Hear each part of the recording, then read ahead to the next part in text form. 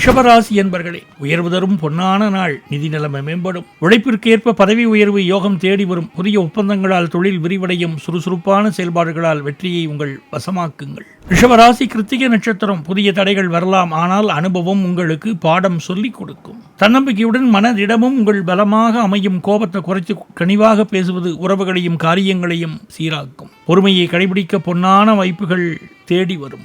ரிஷபராசி ரோகிணி நட்சத்திரம்.